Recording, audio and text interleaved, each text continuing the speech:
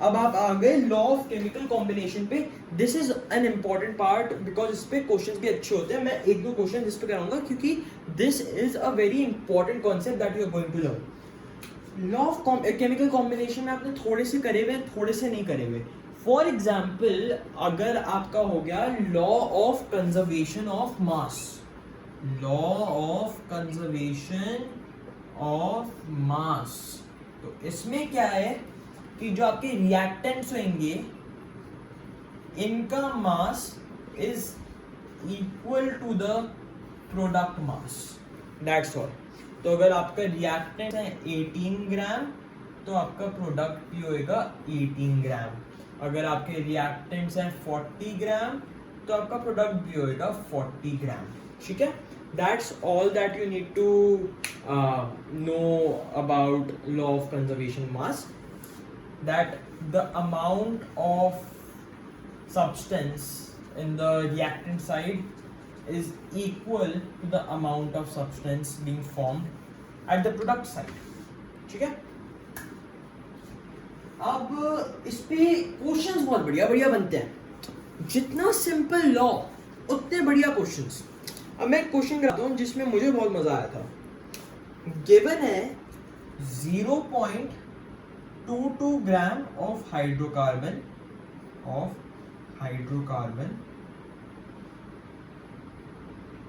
0.22 gram of hydrocarbon. Hydrocarbon क्या होता है? बेसिकली वो कंपाउंड जिसमें सिर्फ कार्बन और हाइड्रोजन होता है. फॉर एग्जांपल C6H6 जो आपका बेंजीन है, इसमें सिर्फ कार्बन एंड हाइड्रोजन है तो इसे हाइड्रोकार्बन कहते हैं. तो 0.22 gram of hydrocarbon on complete combustion with oxygen gave 0.9 gram of water. तो 0.22 gram of hydrocarbon plus oxygen gave us 0.9 gram H2O. ठीक है. and 0.44 gram of carbon dioxide. ठीक है. अब हम एक कंबशन के क्वेश्चन पे आए तो एक this is unrelated to the question but ये है एक बहुत ही ज्यादा इंपॉर्टेंट कॉन्सेप्ट जो मैं आपको सिखाऊंगा. This is general combustion reaction. बहुत इंपॉर्टेंट है. मैं क्वेश्चन एरेज करता हूँ बट ये जो है ना ये आपको भूलना नहीं है. ये इतना इंपॉर्टेंट है कि इतने सारे क्वेश्चंस में यूज होएगा ना मैं बता नहीं सकता. General combustion reaction. General combustion reaction में जैसे CXHX ये आपका है आपका हाइड्रोकार्बन. जब आप इसे बर्न करोगे इन ऑक्सीजन तो आपका रिलीज होता है CO2 एंड वाटर. ठीक है. अब आपको लगेगा इसमें क्या नया है?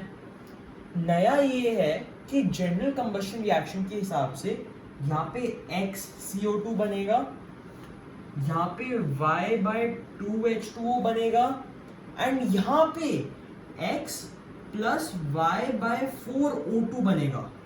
तो बहुत मेसी हो गया तो मैं वापस लिख देता हूँ. CXHY + X + Y/4O2 gives XCO2 plus Y/2H2O. अब आपको होगा इसका कुछ लॉजिक भी तो होगा. इस जनरल कंबशन रिएक्शन जो मैंने लिखा है इसका कुछ तो लॉजिक होगा. लॉजिक है. अब आपके यहाँ पे है फॉर एग्जांपल CXHY.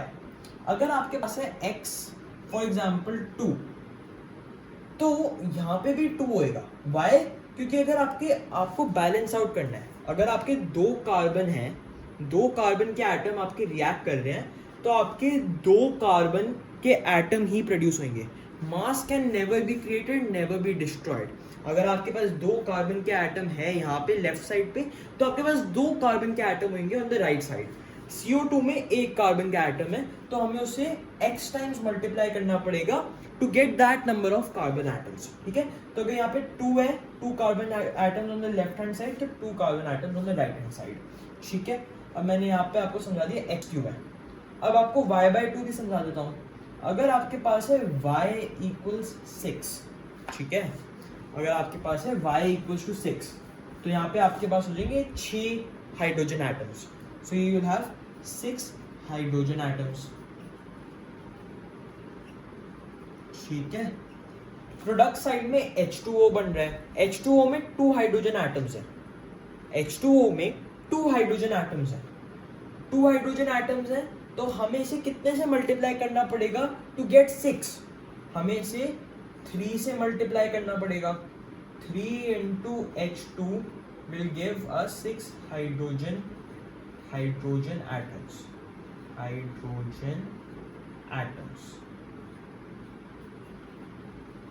हमें मिल जाएंगे 6 हाइड्रोजन एटम्स अगर हमने इसे 3 से मल्टीप्लाई करा, क्योंकि यहाँ पे 2 हाइड्रोजन एटम्स है and 2 into 3 6 hydrogen atoms. And 3 क्या है? 3 is 6 divided by 2. 6 divided by 2 is 3 and 6 हमारा क्या था? y की वैल्यू. ठीक है, तो y/2 यहाँ पे आ गया. एंड अब आपने देख लिया होगा अभी के लिए ये, अब हमें निकालना है कि यहाँ पे x प्लस y/4 कैसा है. यहाँ पे x प्लस y/4 नहीं है. ठीक है, तो हम देखते हैं. हमें यहाँ पे O2 चाहिए, तो यहाँ पे 2 ऑक्सीजन एटम्स हैं. और यहाँ पे कितने ऑक्सीजन एटम्स हैं? यहाँ पे अगर 2 हैं तो यहाँ पे है 2x ऑक्सीजन एटम्स है यहाँ पे. एंड यहाँ पे है y/2 ऑक्सीजन एटम्स. y/2. ठीक है, तो y/2 oxygen atoms and 2 into x, जो भी x है 2 into x plus y/2 oxygen atom. ठीक है, अब हमारे पास है इतने नंबर ऑफ ऑक्सीजन एटम्स. अगर हमारे पास इतने नंबर ऑफ ऑक्सीजन एटम्स है, दिस इज O एटम्स. ठीक है, ऑक्सीजन एटम्स. तो इतने ऑक्सीजन एटम से कितने O2 मॉलिक्यूल बनेंगे? कितने O2 मॉलिक्यूल बनेंगे? अगर आपके पास इतने ऑक्सीजन एटम हैं तो इससे कितने O2 मॉलिक्यूल बनेंगे? अगर हमारे पास 2 ऑक्सीजन एटम्स हैं तो उससे एक O2 मॉलिक्यूल बनता है.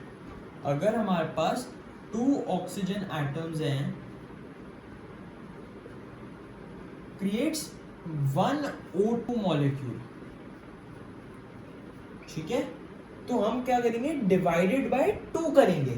तो 2x plus y/2, 2x plus y/2 oxygen atoms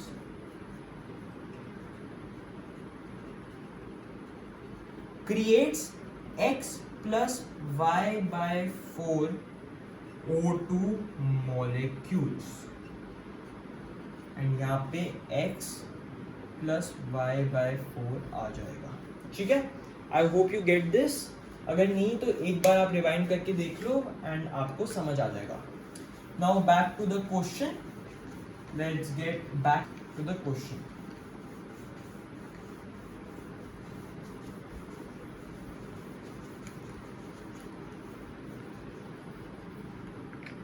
बहुत बढ़िया. तो अब आपको फील हो रहा होगा कि आप कुछ एडवांस चीजें कर रहे हो. और इस क्वेश्चन के बाद मुझे भी बहुत अच्छा लगा था. तो इस क्वेश्चन के बाद भी आपको लगेगा कि this is not very basic, this is good level of chemistry.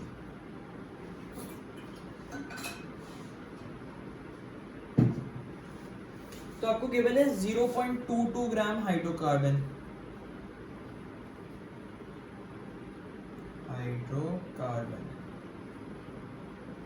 plus oxygen gives carbon dioxide 0.9 gram of water of H2O and 0.44 gram of carbon dioxide. अब हमें ये शो करना है कि this equation follows the law of conservation of mass. ठीक है, अब what इसके लिए हम क्या करेंगे? हमें शो करना है कि जितना हाइड्रोकार्बन यहाँ पे है उतना हाइड्रोकार्बन यहाँ पे है. एंड वो हम कैसे शो करेंगे? हाइड्रोकार्बन में है हमारे पास सिर्फ कार्बन एंड हाइड्रोजन, तो वी हैव CXHY, ठीक है। एंड यहाँ पे हमारे पास है H2O एंड CO2, तो हमें सिर्फ चाहिए mass of C and H, मतलब हमें कार्बन का मास और हाइड्रोजन का मास चाहिए, बट ये जो है हमें कंबाइंड मास विद ऑक्सीजन दिया हुआ है, हमें यहाँ पे कंबाइंड मास विद ऑक्सीजन दिया हुआ है कि 0.9 ग्राम ऑफ H2O में ऑक्सीजन का भी मास आ रहा है, हाइड्रोजन का भी आ रहा है, 0.44 ग्राम ऑफ CO2 जिसमें कार्बन का भी आ रहा है, ऑक्सीजन का भी आ रहा है। तो हमें इसेंशियली क्या करना है, हमें ऑक्सीजन का मास इन दोनों से हटाना है, उसे फिर ऐड करना है और चेक करना है कि अगर उसकी वैल्यू 0.22 आती है। तो let's go step by step. H2O में ऑक्सीजन का atomic mass of oxygen is 16U, atomic mass of oxygen is 16U, hydrogen का है 1U, ठीक है। H2O का मास आता है 1 molecule of H2O is 18U, ठीक है।